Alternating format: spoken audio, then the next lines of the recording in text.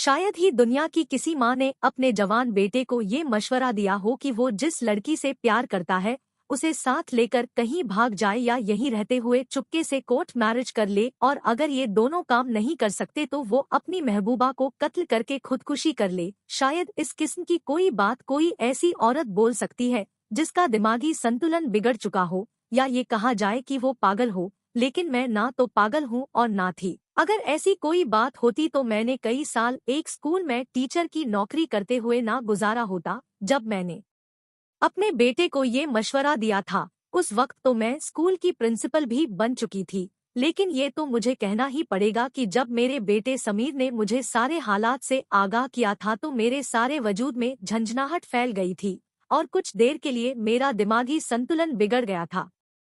अतीत की यादों का तेज धार खंजर मेरे दिमाग में पेवस्त हो गया था और मैं सोचने समझने या बुरे भले की तमीज खो बैठी थी। समीर को एक लड़की पूनम से मोहब्बत थी, बल्कि ये कहना चाहिए कि वो दोनों एक दूसरे को बड़ी शिद्दत से चाहने लगे थे। समीर ने मुझे चंद माह पहले ही बता दिया था कि उसे कॉलेज में अपने साथ पढ़ने वाली एक लड़की से मोहब्बत हो गई थी जिसका नाम पूनम था। समीर मेरा बहुत लाडला और इकलौता बेटा था।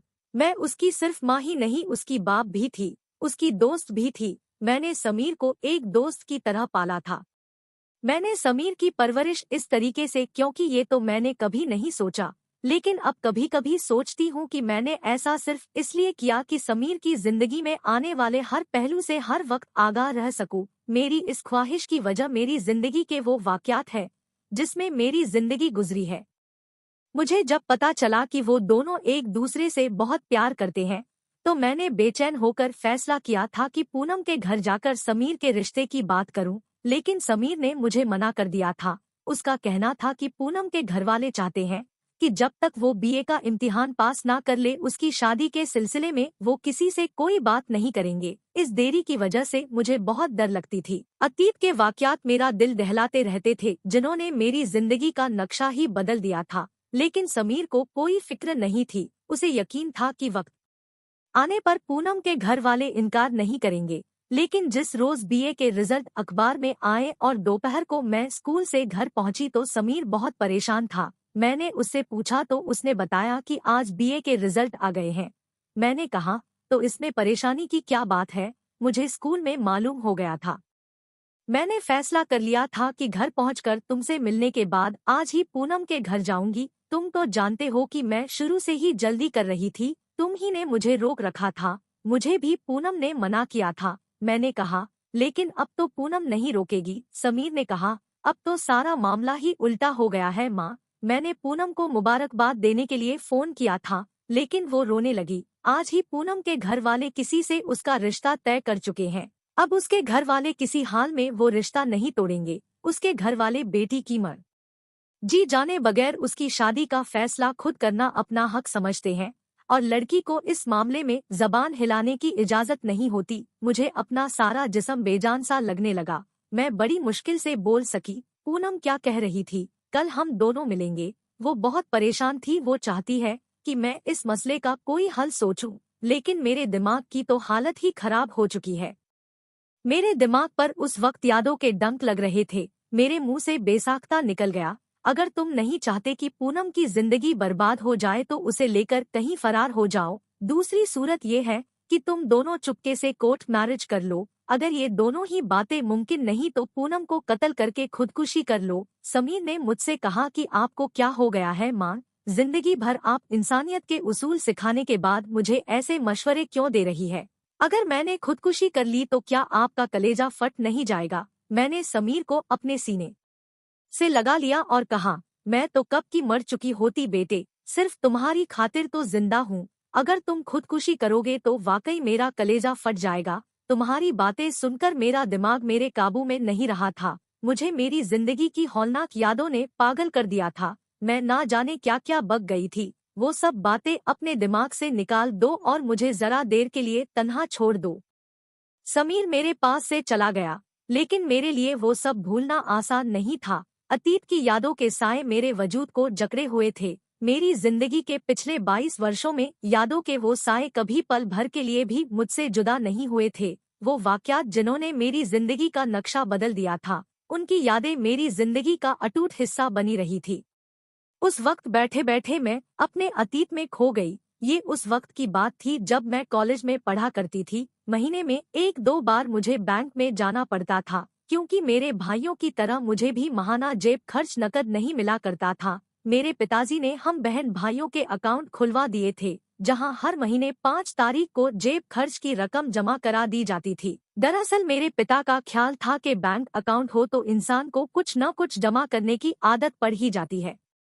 मेरे पिता का ये नजरिया सही था, लेकिन उनके इस कदम की वजह से मेरी जिंदगी में एक भूचाल आ गया। बैंक में आने जाने ही की वजह से अमित से मेरी पहचान हुई। अमित उस बैंक का मैनेजर था।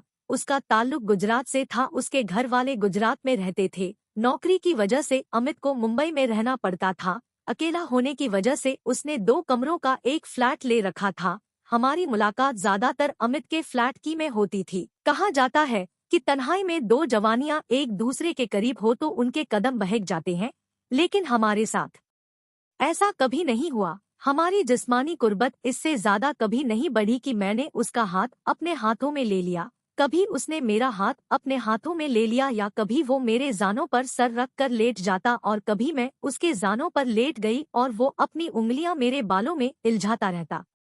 हमारी कोई मुलाकात कभी 1 घंटे से ज्यादा नहीं हुई, लेकिन मैं ज्यादा देर तक अपने घर से गायब नहीं रह सकती थी। लेकिन वो घंटा भर की मुलाकात मेरी प्यास बढ़ाती रही। दिल में ये ख्वाहिश बढ़ती गई कि हम जल्द से जल्द शादी के बंधन में बंध जाएं। हम एक दूसरे से वादा भी कर चुके थे। आखिर एक दिन मैंने अमित से कहा कि तुम मेरे घर रिश्ता भेजो, मुझसे अब ये दूरी बर्दाश्त नहीं होती। अमित ने मुस्कुरा कर कहा, पहले अपनी शिक्षा तो पूरी कर लो। मैंने कहा, शिक्षा तो शादी के बाद भी जारी रह सकती है।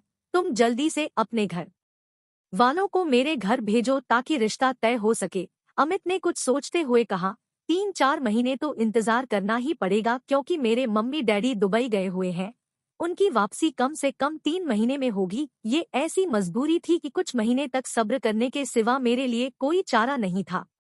मैं दिल ही दिल में खुद को बुरा भला कहने लगी कि मैंने कुछ दिन पहले ही अमित से बात क्यों नहीं की। जो गलती मुझसे हो चुकी थी अब उसको बदला नहीं जा सकता था। लेकिन ये बात मेरे गुमान में भी नहीं थी कि मुझे अपनी इस गलती का बहुत बड़ा खमियाजा भुगतना पड़ेगा। मुश्किल से 2 महीने गुजरे थे कि अचानक मुझे मालूम हुआ कि मेरे माँ बाप ने किसी जगह मेरा रिश्ता पक्का कर दिया था, और लड़के वालों को इतनी जल्दी थी कि 1 महीने बाद ही मेरी शादी का प्रोग्राम भी तय हो गया था। मुझ पर जैसे कयामत गुजर गई। उस रिश्ते के सिलसिले में मुझसे कोई बात ही नहीं की गई थी। उस वक्त मुझे एहसास हुआ कि मेरे पिता कितने भी आजाद ख्याल हो, लेकिन उनके नजदीक लड़की की रजामंदी मालूम करना कतई गैर जरूरी था। जिससे मेरा रिश्ता किया गया था उसका नाम राकेश था। मुंबई में राकेश की फर्म थी। मैंने ये जानने की जरूरत नहीं समझी कि उस फर्म में क्या काम होता है। मैंने अपने घरवालों को बहुत मनाने की कोशिश की, लेकिन वो नहीं माने। मेरे पिता का कहना था कि एक मर्तबा रिश्ता तय हो जाने के बाद उसे तोड़ना हमारी रिवायत के खिलाफ है। मैं जुनूनी हालत में अमित के फ्लैट पहुंची और उसे सब कुछ बताया। ये सब सुनकर उसका चेहरा भी पीला पड़ गया। उसने कहा, अब तो कुछ भी नहीं हो सकता। जो नसीब में लिखा है उसे हमें कबूल करना ही पड़ेगा।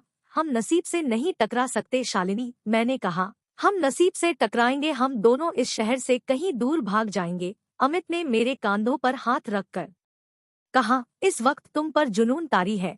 तुम अपने होशो हवास में नहीं हो। तुम्हें शायद अंदाजा ही नहीं है कि तुम क्या कह रही हो। मैं रोती रही, उससे कहती रही कि उसके बगैर मेरी जिंदगी जहन्नम बनकर रह जाएगी। लेकिन वो मुझे समझाता रहा कि प्यार की खातिर किसी को अपने घरवालों की इज्जत नहीं उछालना चाहिए। हमें अपनी मोहब्बत कुर्बान कर देनी चाहिए।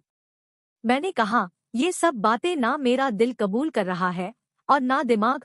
तुम कोई रास्ता सोच सकते हो तो सोचो, वरना मैं खुद ही कोई रास्ता ढूंढ लूंगी। अमित ने मुझे रोका और एक बार फिर समझाने की कोशिश की कि प्यार में कुर्बानी देना पड़ती है। तुम खुदगर्ज बनकर सोच रही हो, लेकिन मैं उससे पहले ही कह चुकी थी कि मुझे उसकी बातें समझ में नहीं आ रही है। मैं अमित को छोड़कर अपने घर आ गई और मुसलसल सोचती रही कि मैं इस सिसकती हुई जिंदगी से किस तरह बच सकती हूँ। मुझे रात भर नींद भी नहीं आई। मेरा दिमाग जलता रहा, दिल जलता रहा, पूरा वजूद सुलगता रहा। मुझे अंदाजा था कि अमित ने मुझे वही कुछ समझाने की कोशिश की थी जो एक शरीफ इंसान ही समझा सकता था, लेकिन मैं ये भी जानती थी कि मुझे हमेशा हमेशा के लिए खोकर अमित भी सारी जिंदगी जलता ही रहेगा। वो मुझे भी उतनी ही शिद्दत से चाहता था जैसे मैं उसे चाहती थी। दूसरे दिन मैं राकेश के दफ्तर पहुंच गई। वो मुझे अचानक अपने सामने देखकर खुश हो गया और हैरान भी हुआ। मैंने उससे कहा, मैं आपसे एक इल्तेजा करने आई हूँ। मुझे उम्मीद है कि एक शरीफ इंसान की तरह आप मेरे माँ बाप को ये नहीं बताएंगे कि मैं आपसे मिलने आई थी। आप जानते हैं कि अपने माँ बाप को कुछ कहना मेरे बस में नहीं है, इसीलिए मैं बड़ी उम्मीद लेकर आपके पास आई हूँ। मैं चाहती हूँ कि आप मुझसे शादी ना करें, कोई भी बहाना बनाकर शादी से इनकार कर दें। वो जरा देर बाद बोला, आखिर तुम ऐसा क्यों चाहती हो? इस बात का जवाब देना मेरे लिए आसान नहीं था। बोलने के लिए मुझे बड़ी हिम्मत करनी पड़ी, लेकिन मैंने नजरें झुकाकर कहा, मैं किसी और से मोहब्बत करती हूँ। उसने कहा, तुमने तो मुझे परेशान ही कर दिया था कि ना जाने क्या बात है। ये कोई बड़ी बात नहीं है। मैंने हैरत से कहा, क्या ये कोई मामूली बात है? आप किसी ऐसी लड़की को पत्नी बनाएंगे जो किसी और से प्यार करती हो? राकेश ने कहा, आज के जमाने में ये कोई खास बात नहीं है। अक्सर लड़के और लड़कियां इस किस्म की तफरीह में फंस जाते हैं, लेकिन जब उनकी शादी कहीं और हो जाती है तो वो अपने अपने घरों में अपने बाल बच्चों के साथ खुशी खुशी जिंदगी गुजार देते हैं। उन्हें कभी अपनी पुरानी मोहब्बत का ख्याल भी आता होगा तो वो दिल ही दिल में मुस्कुरा देते होंगे। मैंने कहा, मेरे मामले को आप ऐसा ना समझे राकेश साहब, मेरा मामला कोई तफरीह नहीं है। राकेश ने कहा, मुझे खुशी हो रही है कि तुमने मुझे शादी से पहले ही ये सब बता दिया। शादी के बाद अगर मुझे किसी और से ये बात मालूम होती तो शायद मैं बर्दाश्त नहीं कर पाता। आमतौर पर मर्द शादी से पहले कुछ भी करता रहे वो कोई बात नहीं, लेकिन पत्नी के बारे में अगर कुछ मालूम हो जाए तो वो बर्दाश्त नहीं कर सकता। लेकिन मेरी सोच अलग है। तुमने मुझे पहले ही बता दिया, अब मुझे भविष्य में तुमसे कोई शिकायत नहीं होगी। मैंने उसे बहुत समझाया लेकिन वो नहीं माना।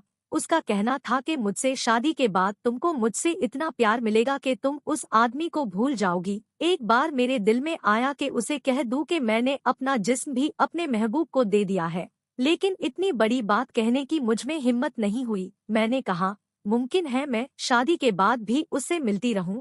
राकेश बोला, ऐसा हरगिज नहीं हो सकता। मुझे यकीन है कि तुम उससे कभी नहीं मिलोगी। जिस लड़की में इतनी हिम्मत हो कि वो अपने होने वाले पति को अपनी मोहब्बत के बारे में साफ साफ बता दे, वो शादी के बाद ऐसा कोई कदम नहीं उठा सकती जिस पर उसका ज़मीर उसे मलामत करे। जब मैं राकेश से मिलने जा रही थी तो मुझे यकीन था कि मेरे प्यार के बारे में जानने के बाद वो मुझे अपनी पत्नी बनाने के लिए तैयार नहीं होगा। लेकिन वो एक अजीब ही सोच रखने वाला इंसान था। मेरे लिए कुछ ज्यादा कहने की गुंजाइश वाकई नहीं रही। मैंने जाते जाते उससे कहा कि अमित और मैं एक दूसरे को जुनून की हद तक चाहते हैं। मुझसे शादी करने के बाद आप बहुत पछताएंगे। अगर हो सके तो इस मामले पर ठंडे दिमाग से गौर जरूर करना। घर आकर मैं देर तक राकेश के बारे में सोचती रही। ना जाने मुझे यकीन था कि राकेश बाद में जब मेरी बातों पर गौर करेगा तो वो बात भी उसके जहन में आ सकती है जो मैंने उससे नहीं कही थी कि मैं अपना जिस्म अपने महबूब के हवाले कर चुकी हूँ। ये ख्याल आने के बाद वो यकीनन यही चाहता कि मुझसे शादी ना करे, लेकिन ऐसा कुछ भी नहीं हुआ था। 10 दिन गुजर जाने के बाद भी राकेश के घर वालों की तरफ से इनकार का कोई पैगाम नहीं आया। वक्त की कमी की वजह से मेरी शादी की तैयारियां भी शुरू हो गई थी। जब शादी में 2 दिन बचे रह गए तो मैं बिल्कुल मायूस हो गई। मुझे यकीन हो गया कि राकेश मुझसे शादी करने के फैसले पर कायम है।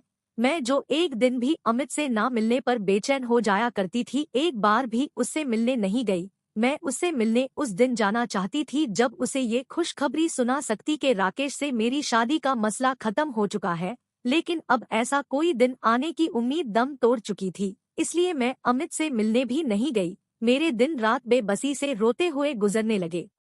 आखिर वो दिन भी आ गया जब मेरी शादी राकेश से हो गई। शादी के बाद राकेश ने मुझे वाकई इतनी मोहब्बत दी कि अगर मुझे अमित से मामूली सा लगाव रहा होता तो उसे भूल जाती, लेकिन हकीकत उसके उलट थी। लिहाजा मैं उसे भूल नहीं सकी। अलबत्ता मैंने ये कोशिश जरूर शुरू कर दी कि जब जिंदगी इस मोड़ पर आ ही गई है तो जिस हद तक भी मुमकिन हो उससे समझौता कर लिया जाए।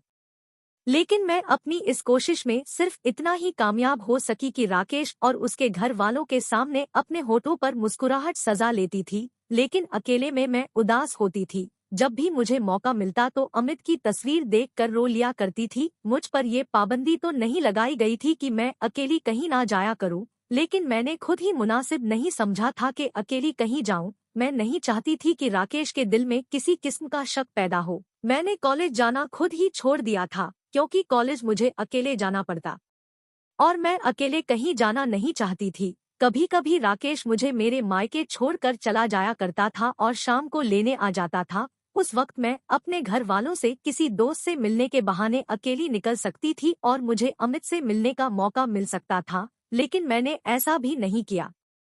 अमित को फोन तो मैं आसानी से कर सकती थी, लेकिन मैंने ये भी नहीं किया। अमित से मिलकर या उससे फोन पर बात करके मेरे जज्बात भड़क सकते थे, जो मैं नहीं चाहती थी। लेकिन मेरा दिल ये जानने के लिए तड़पता रहता था कि मेरी शादी के बाद अमित पर क्या गुजरी थी या क्या गुजर रही थी। मैंने अपने दिल की तड़प कम करने के लिए भी अमित को टेलीफोन नहीं किया। अमित के बैंक में मेरा जो अकाउंट था उससे मैंने सारी रकम निकलवा ली थी, लेकिन निकलवाने के लिए खुद नहीं गई थी। चेक राकेश को दे दिया था और वही मेरे पैसे निकाल कर लाया था। राकेश मुझसे बहुत प्यार करता था और मैं नहीं चाहती थी कि मेरी वजह से उसे कोई तकलीफ पहुंचे। अब मुझे अपनी जिंदगी उसी के साथ गुजारना थी, उसकी पत्नी और उसके बच्चे की मां बनकर। शादी के 3 महीने बाद मेरी तबीयत कुछ खराब हुई तो मेरे चेकअप हुए और लेडी डॉक्टर ने बता दिया था कि मैं मां बनने वाली हूं। मां बनना शायद हर लड़की के लिए बहुत खुशी की बात होती है, लेकिन मुझे खुशी की बजाय ये एहसास तड़पाता रहता था कि काश मेरे पेट में परवरिश पाने वाला बच्चा राकेश की बजाय अमित का होता। राकेश की मोहब्बत मुझे मुतासिर तो कर चुकी थी, लेकिन इस हद तक भी नहीं कि मैं अमित को भूल जाती। मैं उसे कभी भी नहीं भूल सकती थी। आखिर वो वक्त भी आ गया जब मैं एक बेटे की मां बनी। उसका नाम समीर रखा गया। बेटे का बाप बनकर राकेश की खुशी का कोई ठिकाना नहीं था। मेरे बच्चे को देखकर मुझे ऐसा लगता था जैसे उसकी सूरत में अमित की सूरत का असर है। वक्त गुजरने के साथ साथ मेरा ये एहसास यकीन में बदलने लगा। जब समीर 3 साल का हुआ तो मेरा यकीन बहुत मजबूत हो चुका था कि समीर जवान होने के बाद बिल्कुल अमित की तरह होगा। मां बनने वाली औरत के दिमाग में अगर हर वक्त कोई छवि रची बसी रहे तो उसके असरात उसके होने वाले बच्चे पर पड़ते हैं। इसीलिए मां बनने वाली औरतों के कमरों में खूबसूरत बच्चों की तस्वीर लगाई जाती है। राकेश ने भी मेरे कमरे में कई ऐसी तस्वीरें लगा दी थी, लेकिन मैं तो हर वक्त उस ख्याल में डूबी रहती थी कि काश मेरा होने वाला बच्चा राकेश की बजाय अमित का होता। मेरी इसी ख्वाहिश के असरात समीर पर पड़े थे। समीर जब 3 साल का हो चुका था तो अचानक मैंने महसूस किया कि राकेश के रवैये में तब्दीली आने लगी थी। वो मुझसे खिंचा खिंचा सा रहने लगा था। पहले तो मुझे ख्याल आया कि कहीं उसकी वजह ये तो नहीं है कि समीर अमित जैसा दिखता है, लेकिन फिर मैंने ये सोचा कि राकेश ने अमित को कभी देखा ही नहीं था तो उसे कैसे मालूम पड़ता। फिर मैंने सोचा उसके दिमाग पर किसी कारोबारी मसले का कोई दबाव होगा, लेकिन इस किस्म का दबाव महीने 2 महीने से ज्यादा नहीं रहना चाहिए था। मगर जब 3 महीने इसी तरह गुजर गए तो मैं राकेश से बोली, क्या बात है, मैं कई दिनों से देख रही हूँ कि आप कुछ उलझे उलझे से रहने लगे हैं। अगर आप किसी बहुत ही बड़े कारोबारी मसले में आ गए हैं तो मैं कहूँगी कि आप ये कारोबार खत्म ही क्यों नहीं कर देते। राकेश मुझे अजीब नजरों से देखने लगा, फिर धीरे से बोला, दरअसल एक फैसले तक पहुँचने में देर लग रही है, कल तक तुम्हें सब कुछ मालूम हो जाएगा। और वो उठकर चला गया। दूसरे दिन तक मैं उलझन का शिकार रही। राकेश का अंदाज बहुत ही गंभीर था। दूसरे दिन राकेश ने कहीं से आकर मुझसे कहा, ये इत्तीफाक ही है कि मेरी उलझन के बारे में तुमने मुझसे कल ही पूछा और कल ही मैं वो फैसला कर चुका था जिस तक पहुंचने में मुझे देर लग रही थी। इस वक्त तुम्हारी उलझन खत्म हो जाएगी। राकेश ने एक लिफाफा मेरी तरफ बढ़ाया। मैं लिफाफा हाथ में लेते हुए भी उलझन का शिकार थी। राकेश ने कहा, ये तुम्हारी आजादी का परवाना है, अब तुम मेरे घर से जा सकती हो। अब तुम अपने महबूब के पास जाओ और उसकी ये अमानत उसे सौंप दो। राकेश ने मेरे करीब सोते हुए समीर की तरफ इशारा किया और तेजी से चलता हुआ कमरे से निकल गया। मैंने कांपते हाथों से वो लिफाफा खोला। मेरे अंदेशे के मुताबिक वो तलाक का पेपर था। उस पेपर के साथ मेरे नाम राकेश का एक खत भी था। उस खत में लिखा था, शालिनी, ये एहसास होने के बाद कि समीर मेरा नहीं बल्कि तुम्हारे महबूब अमित का बेटा है, मुझे चाहिए तो ये था कि तुम्हें और अमित और तुम दोनों के बेटे को कत्ल कर देता या कत्ल करवा देता, लेकिन मैंने सोचा कि जो कुछ हुआ उसमें गलती तुम्हारी नहीं बल्कि मेरी है। तुमने तो शादी से पहले ही मुझे अपने प्यार के बारे में बता दिया था। अगर मैंने उसे कोई अहमियत नहीं दी तो उसे मेरी ही गलती कहा जा सकता है। शादी के बाद मुझे एहसास भी हो गया था कि तुम पाक दामन थी, लेकिन शादी के बाद जब तुम अमित से मिली तो तुम खुद पर काबू ना रख सकी, जिसके नतीजे में समीर ने जन्म लिया। अमित से उसकी समानता शुरू ही से मेरी उलझन का सबब बन गई थी, मगर पिछले दिनों बहुत ज्यादा बढ़ गई, जिसे तुमने भी महसूस कर लिया। शायद तुम्हें हैरत हो कि मैंने समीर में अमित की सूरत कैसे देख ली। तुम तो ये समझ रही होगी ना कि मैंने अमित को कभी नहीं देखा, लेकिन ऐसा नहीं है। जब तुम शादी से पहले मुझसे मिली थी तो मुझे ये जानने की ख्वाहिश थी कि आखिर अमित कौन है जिससे तुम मोहब्बत करती हो। मैंने किसी ना किसी तरह उसका पता लगा ही लिया। फिर जब तुमने मुझे अपना चेक कैश करवाने के लिए दिया था तो मैं किसी बहाने अमित से मिल भी लिया था, लेकिन उसे ये नहीं बताया था कि मैं ही तुम्हारा पति हूँ। वो मुझे बहुत उदास नजर आता था। मुझे यकीन था कि उसकी उदासी कुछ दिनों बाद खत्म हो जाएगी। मैं आखिर में तुम्हें इतना और बता दूं कि राकेश और समीर की समानता ने मुझे बहुत हैरान भी किया था। हैरत की वजह ये थी कि तुमने अकेले कहीं जाना ही छोड़ दिया था, लेकिन फिर मुझे याद आया कि मैं तुम्हें कभी कभी तुम्हारे मायके छोड़कर आता था। जरूर तुम इन्हीं दिनों अमित से मिलती रही हो। खैर, क्योंकि तुमने मुझे शादी से पहले ही सब कुछ बता दिया था, लिहाजा जो कुछ हुआ उसे मैं अपनी गलती समझता हूँ और तुम्हारे साथ कोई ज्यादती नहीं करना चाहता। मैंने अपने घरवालों को भी नहीं बताया है और ना बताऊंगा कि मैंने तुम्हें तलाक क्यों दिया है। तुम भी अपने घर वालों को कुछ ना बताओ तो अच्छा है। तुम उनसे बहाना कर सकती हो कि मैं दूसरी शादी कर रहा हूँ और तुम्हें सौतन के साथ रहने की बजाय तलाक लेना ज्यादा बेहतर मालूम हुआ। भगवान करे तुम अमित के साथ एक अच्छी जिंदगी गुजारो। खत पढ़ने के बाद मेरा दिल भर आया। राकेश एक संगीन गलत फहमी का शिकार हो गया था। मैं उसकी गलत फहमी दूर करने की कोशिश करती, लेकिन मुझे इसका मौका नहीं मिल सका। मुझे तलाक के पेपर देने के बाद राकेश सीधा एयरपोर्ट चला गया था। उसने लंदन जाने का इंतजाम पहले ही कर लिया था। मुझे ये बाद में मालूम हुआ कि उसने अपनी फर्म बंद कर दी थी। वो कोई कोर्स करने लंदन गया था जहां से उसकी वापसी कुछ सालों बाद होती। मेरे पास इसके सिवा कोई रास्ता नहीं था कि मैं समीर को लेकर अपने माँ बाप के घर चली गई और उनसे तलाक के बारे में वही कुछ कहा जो राकेश ने अपने खत में लिखा था। मेरे माँ बाप को बहुत सदमा पहुंचा, लेकिन वो क्या कर सकते थे। मैं अमित को इन हालात से आगाह करना चाहती थी, लेकिन मुझे हिम्मत नहीं हो रही थी कि 4 साल बाद उससे कैसे बात करूं। वो सोचता कि इतने साल तो मैंने उससे फोन पर भी बात नहीं की और अब हालात खराब हुए तो मेरा ख्याल आया। लेकिन कुछ दिन बाद मैंने उसे फोन किया। इस वक्त उसे बैंक में होना चाहिए था, लेकिन वहां से मुझे ऐसा जवाब मिला जिसकी वजह से मैं बहुत परेशान हो गई। बैंक से मुझे बताया गया कि 4 साल पहले अचानक अमित दिमागी तौर पर गायब रहने लगा था, जिससे उससे बैंक के कामों में गलतियां होने लगी थी। इसलिए उसने खुद ही बैंक से रिजाइन दे दिया था। मैंने उसके फ्लैट पर फोन किया, लेकिन फोन नहीं रिसीव किया गया। दूसरे दिन मैं समीर को गोद में लेकर उसके फ्लैट पहुंची, लेकिन आसपास के लोगों ने बताया कि वो बहुत दिन हुए फ्लैट छोड़कर जा चुका है। उन्होंने ये भी बताया कि वो बहुत बीमार रहने लगा था, इसलिए अपने घर वालों के पास चला गया। मैं बिल्कुल मायूस हो गई थी। अब अमित का पता लगाना मेरे लिए मुमकिन नहीं था। मेरी तन्हाइयाँ पहले से ज्यादा संगीन हो गई थी। इस तन्हाई में मेरी साथी अमित की तस्वीर ही होती थी। मेरे तलाक का सदमा था या उम्र का तकाजा कि मेरे पिता बीमार रहने लगे। माँ तो 2 साल से बीमार थी। साल भर बाद ही दोनों का थोड़े थोड़े दिनों के वक्फे से देहांत हो गया। मैं अपनी भाभीियों की वजह से अपने भाइयों पर बोझ नहीं बनना चाहती थी, इसलिए मैंने मुलाजमत की तलाश शुरू कर दी। मेरे पिता के तरके से मुझे इतना पैसा मिल गया कि मैंने उससे 2 कमरों का एक छोटा सा मकान खरीद लिया और अपने भाइयों से अलग होकर उस घर में जा बसी थी। मेरे खानदान में एक बूढ़ी बेवा औरत थी जिनकी कोई औलाद नहीं थी। वो बहुत गरीब थी। मैंने उन्हें अपने साथ रख लिया। ये जरूरी इसलिए भी था कि किसी जवान और सुंदर औरत का अकेले रहना बहुत सी परेशानी की वजह बनती थी। दूसरे, जब मैं स्कूल में होती तो वो मेरे बेटे समीर को संभाल लेती थी। फिर जैसे ही स्कूल में दाखिले का वक्त आया, मैंने समीर को उसी स्कूल में दाखिल कर दिया जहां मैं नौकरी करती थी। मैं उसे अपने साथ ही लाने ले जाने लगी। 21 साल गुजर गए। ये एक बहुत बड़ा सदमा होता है, लेकिन मैं अमित को नहीं भूल सकी। इतने अरसे के बाद उसका मिल जाना अब मेरे लिए सपना ही बन चुका था। मगर इन 21 सालों में कोई वक्त ऐसा नहीं गुजरा जब अमित की यादें साए की तरह मेरे साथ ना रही हों। समीर इस वक्त एमए करने के लिए दाखिला ले चुका था।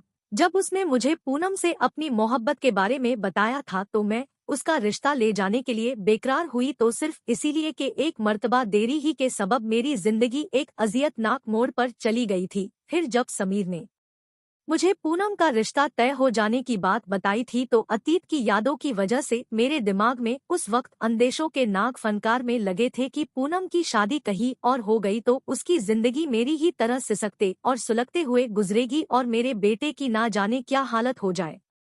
अमित की बीमारी के बारे में तो मुझे मालूम हो ही चुका था, लेकिन उसके बाद अमित पर क्या गुजरी थी मुझे उसके बारे में कुछ पता ना चल सका था। रात के वक्त मैंने समीर से बात की और उसे तसल्ली भी दी कि दूसरे दिन मैं पूनम के घर जाऊंगी और उसके माँ बाप को समझाऊंगी कि बेटी की मर्जी के खिलाफ माँ बाप का कदम बेटियों की जिंदगी के लिए अजाब भी बन जाता है। दरअसल मैंने फैसला किया था कि पूनम की माँ को अपनी सारी कहानी सुना दूंगी। बाप की बजाय माँ का दिल ज्यादा नरम होता है। मेरी कहानी सुनकर वो जरूर अपनी बेटी के भविष्य की तरफ से फिक्रमंद हो सकती थी और इस बात का इम्कान था कि वो अपने पति से मिलकर पूनम का वो रिश्ता खत्म करवा देती जो तय हो चुका था। उसके बाद पूनम से शादी के लिए समीर की बात की जा सकती थी। दूसरे दिन मैंने स्कूल से छुट्टी की और पूनम के घर पहुंच गई।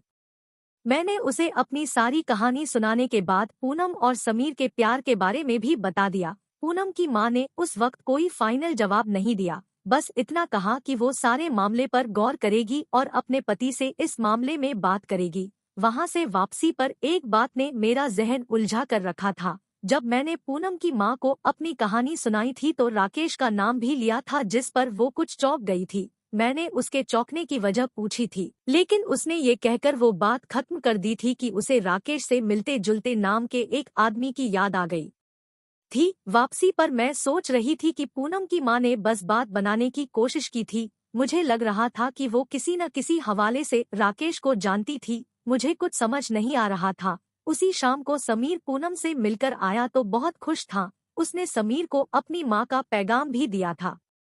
वो कह रहा था पूनम बहुत खुश है और उसकी माँ चाहती है कि मैं दूसरे दिन शाम की चाय उसके साथ पीऊं। ये बहुत अच्छी बात थी। समीर को अपने बाप का नाम मालूम था। मैं उसे ये भी बता चुकी थी कि उसके बाप ने किसी गलत फहमी की वजह से मुझे तलाक दे दी थी। समीर को इस बात से बहुत दुख हुआ था क्योंकि उसकी माँ यानी मैं उसकी नज़र में एक आइडियल औरत थी, जिसने जवान होते हुए भी दूसरी शादी नहीं की थी और बड़ी मेहनत से उसकी परवरिश की थी और उसे अच्छी शिक्षा दिलाई थी। मैं ये तो नहीं कह सकती थी कि उसे अपने बाप से नफरत हो गई थी, लेकिन ये उसने कभी नहीं चाहा था कि अपने बाप से मिले। हालांकि मैं उसे ये भी बता चुकी थी कि उसका बाप इसी शहर में रहता था। मुझे भी बाद में कभी राकेश को देखने की तमन्ना नहीं हुई थी। दूसरे दिन मैं पूनम के घर गई तो उसकी माँ ने पिछले दिन से ज्यादा खुशदिली से मेरा स्वागत किया। वो मुझे ड्राइंग रूम में ले गई तो वहाँ राकेश को बैठा देखकर मैं चौंक गई।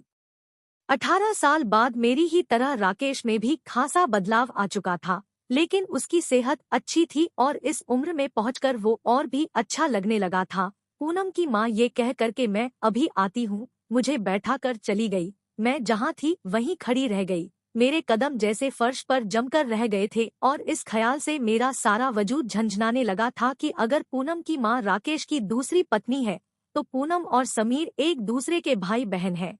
इस तरह एक इंतहाई खौफनाक सूरत हाल मेरे सामने आ रही थी। राकेश ने मुझसे कहा, आओ शालिनी बैठो। मैं सोफे के करीब पहुंच गई और उस वक्त मुझे चक्कर आ गया। अगर मैं सोफे का सहारा ना ले लेती तो गिर ही पड़ती। राकेश बेख्तियार इस तरह उठा था जैसे मुझे सहारा देना चाहता हो, लेकिन फिर झिझक कर रुक गया था। मैं सोफे पर बेजान होकर बैठ गई। राकेश ने मुझसे कहा, मुझे देखने की वजह से तुम क्या सोच रही हो मुझे अंदाजा है।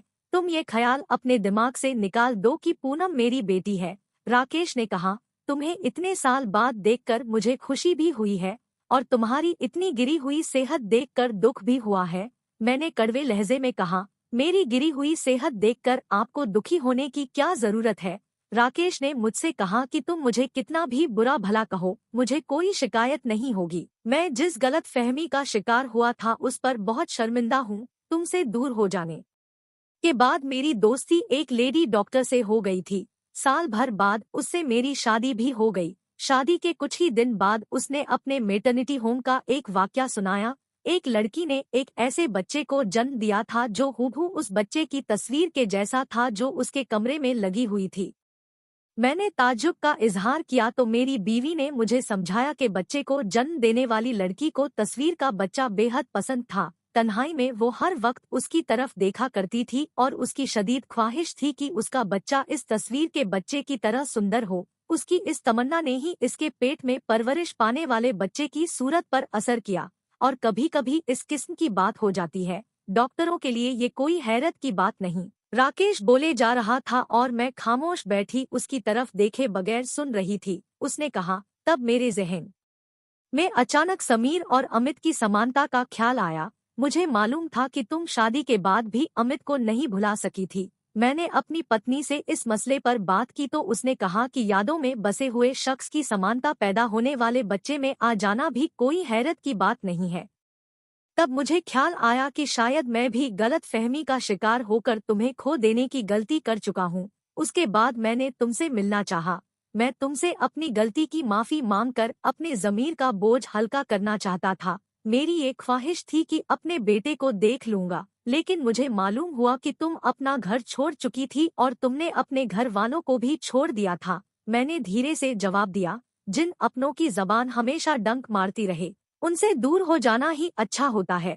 राकेश ने कहा, लेकिन मैं समझा था कि तुम अमित से शादी करके कहीं और चली गई होगी। इसी ख्याल से मैं अमित के बैंक गया था। मैंने कहा, वो आपको नहीं मिला होगा, मुझे भी नहीं मिला था और कभी नहीं मिल सका। राकेश ने कहा, मैंने उसका आबाई घर तलाश कर लिया था, लेकिन वो लोग घर बेचकर कहीं और चले गए थे। लेकिन मुझे ये पता चल गया था कि अमित से तुम्हारी शादी नहीं हुई थी और उन दिनों अमित बीमार था।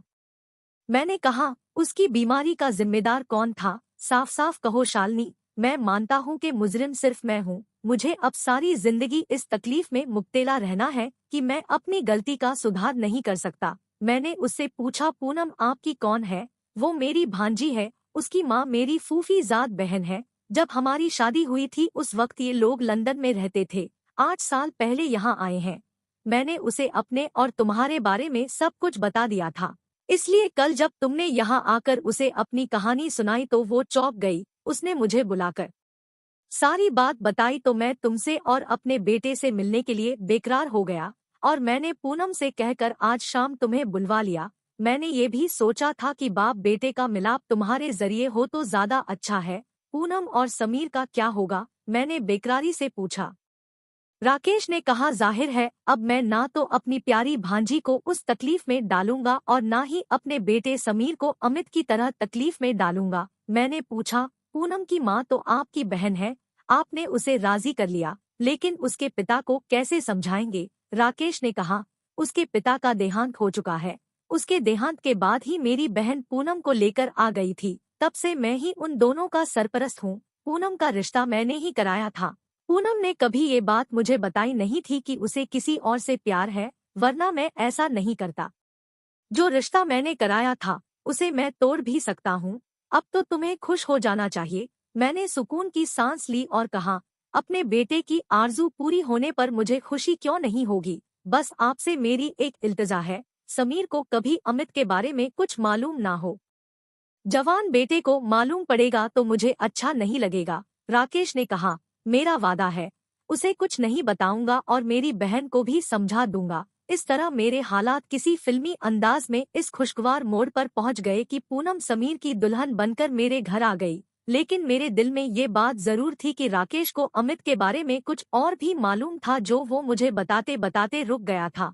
कुछ दिन बाद मैंने उसे उस बारे में बोलने पर मजबूर कर ही दिया और जो कुछ मुझे मालूम हुआ उसे जानकर मैं कुछ दिनों के लिए बीमार पड़ गई। 6 साल पहले अमित मर चुका था, उसे टीबी हो गया था। उसके आबाई मकान से मायूस लौटने के बाद भी राकेश ने उसे तलाश कर लिया था, लेकिन वो उस वक्त उसके पास पहुंचा जब टीबी की बीमारी अमित का पूरा जिस्म चाट चुकी थी और उसकी जिंदगी का आखिरी दिन आ गया था। अमित के घर वालों ने उसका इलाज कराने में कोई कसर नहीं छोड़ी थी और डॉक्टर तक अपनी नाकामी पर हैरान थे। लेकिन मैं समझ गई थी कि अमित वो दवाएं इस्तेमाल ही नहीं करता होगा जो उसे दी जाती होंगी। शायद वो नहीं चाहता था कि जिंदगी के किसी मोड़ पर मुझसे सामना हो जाए और उसे कहना पड़े, तुमसे बिछड़कर जिंदा है, जान बहुत शर्मिंदा है।